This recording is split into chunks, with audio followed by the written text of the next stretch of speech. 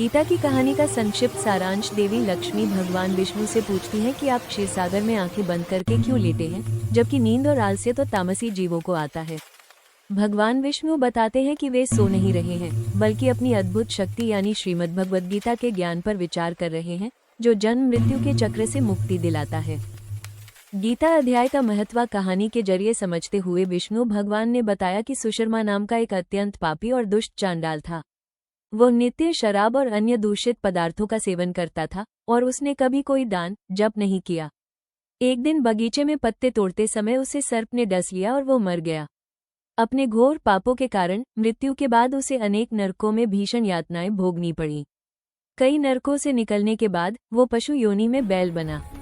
उस बैल को एक अपंग व्यक्ति ने खरीदा, जो उस पर रोजाना उसकी सहन शक्ति से कहीं अधिक भारी बोझ लादता था और निरंतर उससे कठोर श्रम करवाता था। लगभग 8 वर्षों तक उसने असहनीय कष्ट सहे। एक दिन अधिक भार के कारण वो मूर्छित होकर रास्ते पर गिर पड़ा। उसके प्राण निकल नहीं रहे थे और वो मुक्ति के लिए तड़प रहा था।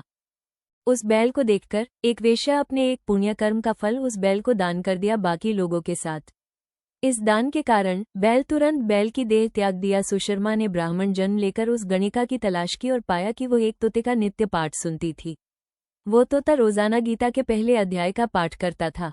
तोते के पाठ को सुनने से गणिका पवित्र हुई। अंत में सुशर्मा, तोता और गणिका तीनों ने गीता के प्रथम अध्याय के महात्म्य से वैकुंठ धाम को प्राप्त किया।